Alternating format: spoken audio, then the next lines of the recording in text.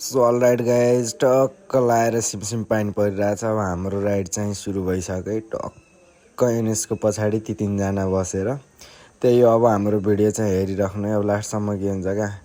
टक्क लाएर अब साथीले चाहिँ हेर्नु न, बुम बुम बुम ओरे रे रे रे रे ओह्रालोमा उठेर कोही कोही साथीहरू यस्तै हुन्छ क्या, हाम्रो केटाहरू नडराइदिकन हेर्नु न उठेर पुरा ओह्रालोमा यस्तो चलाइदिरहेको छ। सो इन्जोय लिँदैछ होइन। टक्क लाएर पारीको भ्यू देख्न सक्नुहुन्छ, बब्बाल छ क्या। त्यही हामी चाहिँ 3-4जना आइरहौँ, पछाडि पछाडि अरू नि छन्। हामी मैले चाहिँ भिडियो गरिरहेँ, अगाडि चाहिँ साथीले हेर्नु न डेन्जर माटो नि यो टर्निङमा नि हेर्नु न यस्तो बब्बाल कटाइदिएछ नि त उठी क्या। हामीले चाहिँ सकिन्न। हाम्रो अब अफरोड सुरु हुन्छ फेरि। अफरोडमा चाहिँ यस्तो हिलो थियो बाटो। यो हाम्रो साथी चाहिँ अफरोड किङ हो क्या। चाहिँ टक्क लाएर हेर्नु न पुरा ओभरट्याक गरिदिरहेको छ अगाडिको बाइकलाई। हामी यति गर्दै चाहिँ टक्क सिद्ध बाबा मन्दिरमा आइयो।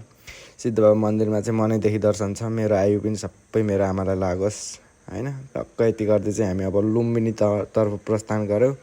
फाइनली हामी चाहिँ लुम्बिनी आइयो होइन। फुल भिडियो चाहिँ साँझ युट्युब च्यानलमा हुन्छ। टक्क थ्याङ्क यू। कस्तो लाग्यो।